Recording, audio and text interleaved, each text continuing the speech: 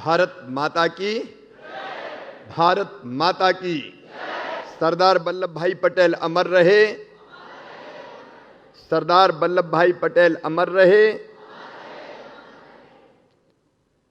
उपस्थित सभी वरिष्ठ नागरिकगण और मेरे प्रिय भांजे और भांजियों, अभी हम देख रहे थे राजेश्वरी ने बहुत ओजस्वी ढंग से, बहुत कम शब्दों में,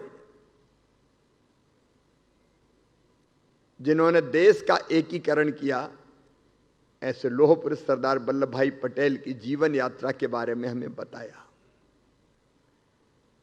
आदरणीय इंदर सिंह जी ने और आदरणीय मोहन यादव जी ने उसी चर्चा को और आगे बढ़ाया। सचमुच में अद्भुत थे सरदार पटेल। है समय नदी की धार के जिसमें सब बह जाया करते हैं, लेकिन कुछ ऐसे होते हैं इतिहास बनाया करते हैं। एक तरफ संघर्ष का इतिहास, जब भारत माता के पैरों में परतंत्रता की बेड़ियां पड़ी हुई थी, तब वो आजादी के लिए जूझे महात्मा गांधी जी के नेतृत्व में, और अन्याय कहीं भी हुआ सरदार पटेल उसके खिलाफ जाके डट गए। चाहे वो खेड़ा आंदोलन हो और चाहे बारडोली सत्याग्रह, चाहे भारत छोड़ो आंदोलन हो, आजादी की लड़ाई में उन्होंने अतुलनीय योगदान दिया।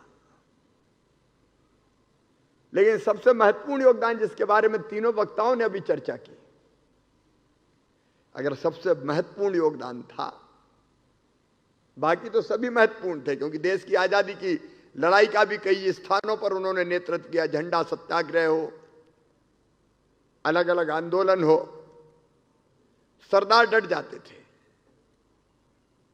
लेकिन अंग्रेजों ने बड़ी कुटिल चाल चली। वो ये मानते थे कि हम चले गए तो भारत टुकड़े टुकड़े हो जाएगा, खंड खंड हो जाएगा, और ने स्वतंत्र कर दिया। आपके 563 अलग अलग राज्य हुआ करते थे। उनके राजाओं को, नवाबों को, तुम्हें जहां जाना जाओ, भारत में रहना भारत में रहो, नहीं तो पाकिस्तान चले जाओ, नहीं तो स्वतंत्र रहो। वो सोचते ये थे कि ये सब भारत के साथ नहीं जाएंगे, भारत तितर बितर हो जाएगा। लेकिन उनको शायद सरदार की ताकत का एहसास नहीं था। सरदार वल्लभ भाई पटेल गृह मंत्री थे, उनके जिम्मे यह काम आया कि वो देसी रियासतों का भारत में विलय करें और एक एक करके सारे राजाओं को, नवाबों को सरदार पटेल ने बुलाया। जो सीधे से मान गए उनको सीधे से मना के भारत में विलय करवाया, और अगर सीधी उंगली से घी नहीं निकला तो उंगली टेढ़ी करके भी विलय के समझौते पर हस्ताक्षर करवाया। अब निजाम कहने लगे हमें स्वतंत्र रहना है। जूनागढ़ के नवाब और भोपाल के नवाब भी, ये सरदार पटेल की सूझबूझ थी कि जहां जरूरत पड़ी वहां कह दिया कि अगर गड़बड़ की तो हम छोड़ेंगे नहीं। तो चुपचाप इन लोगों ने हस्ताक्षर किए। 563 रियासतों का भारत में सफलता पूर्वक विलय करा के भारत माता की अतुलनीय सेवा की सरदार वल्लभ भाई पटेल ने, और इसके लिए देश उनके सामने नतमस्तक है। हम उनके चरणों में प्रणाम करते हैं। भारत को एक किया। इसीलिए तो प्रधानमंत्री नरेंद्र मोदी जी ने स्टैच्यू ऑफ यूनिटी बनवाया। और यह बात सही है।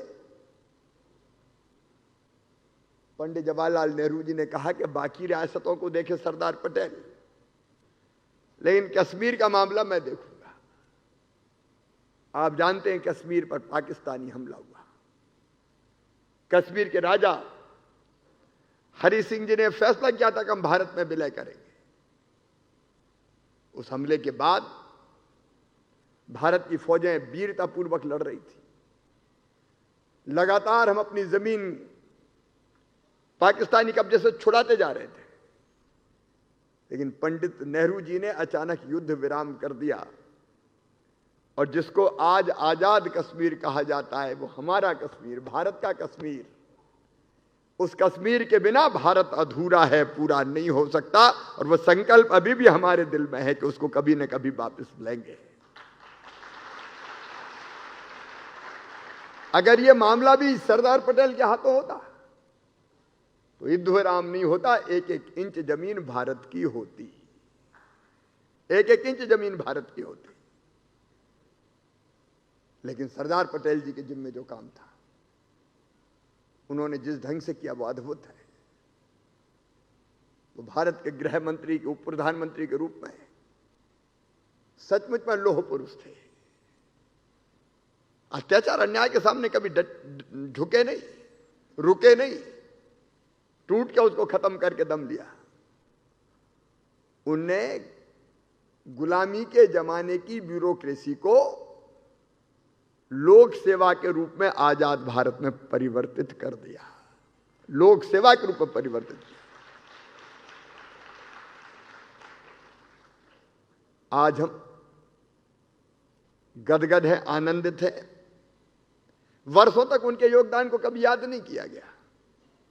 इस देश का दुर्भाग्य था कि एक खानदान को ही पूरा श्रेय दिया जाता था, भारत को आजादी नहीं दिलाई। लेकिन मैं भारत के यशस्वी और कर्मठ प्रधानमंत्री श्रीमान नरेंद्र मोदी जी को हृदय से धन्यवाद दूंगा।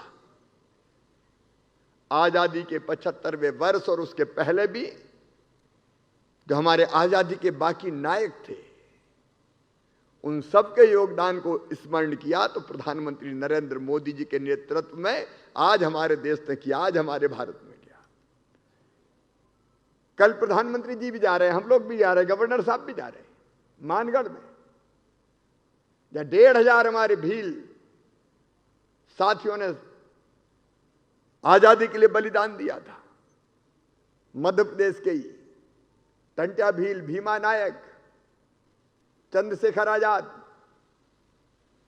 पंडित राम प्रसाद बिस्मिल, रघुनाथ शाह, शंकर शाह, अमर सिंह, शहीद कुंवर चैन सिंह, ठाकुर रणमत सिंह, एक नहीं अनेकों क्रांतिकारी हुए, उनको कभी याद नहीं किया गया। लेकिन आज देश उनको स्मरण कर रहा है और उनकी, सरदार पटेल जी की स्मृति को तो अमर कर दिया नरेंद्र मोदी जी ने, प्रधानमंत्री जी ने स्टैच्यू ऑफ यूनिटी बना के, आसमान को छूता हुआ। सरदार पटेल जी का वो दुनिया का सबसे ऊंचा स्टैच्यू भारत की यशोगाथा का गान कर रहा है और सारी दुनिया उसे देखने आ रही है। गुजरात में 3 महापुरुष, एक महात्मा गांधी जी ने जन्म लिया, बापू ने कमाल किया। गांधी जी के ऋण से हम कभी उऋण नहीं हो सकते। सरदार वल्लभ भाई पटेल जिनने देश को एक किया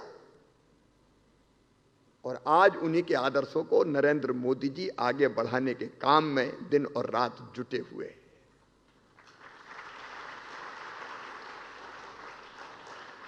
मेरे प्रिय बेटा बेटियों, केवड़िया जाओ, स्टैच्यू ऑफ यूनिटी देख के आओ। धीरे धीरे कार्यक्रम बने और आज मोहन जी ने और उल्लेख किया श्री महाकाल महालोक का। तो उच्च शिक्षा मंत्री और स्कूली शिक्षा मंत्री दोनों अब कार्यक्रम बनाओ, बच्चों को श्री महाकाल महालोक भी लेके जाओ।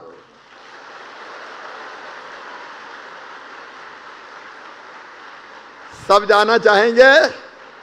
जोर से बताओ, जाएंगे? हमारी संस्कृति, हमारी परंपराएं, हमारी जीवन मूल्य, हमारे महापुरुष, हमारे संस्कार, हमारा देश, देश की भक्ति, ज्ञान, कर्म, सबको जानो। आज तो एक बार मैं फिर मध्य प्रदेश की 8.5 करोड़ जनता की ओर से सरदार पटेल जी के चरणों में प्रणाम करता हूं और हम सब ये संकल्प लेते हैं, ये भारत मां, एक दौर था जब तेरी तरफ आंख उठा के कोई देखता था, लेकिन आज हमारे प्रधानमंत्री जी ने कह दिया कि हम किसी को छेड़ेंगे नहीं, लेकिन किसी ने हमें छेड़ा तो उसे हम छोड़ेंगे नहीं। तब का भारत और था,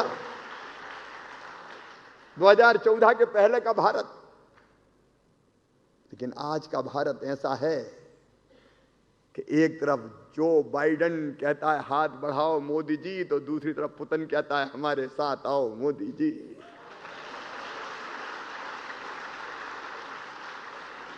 जब यूक्रेन का और रूस का युद्ध हुआ, अपने बच्चे पढ़ रहे थे, वहां संकट में फंस गए थे, बाहर निकलना था, क्या करें?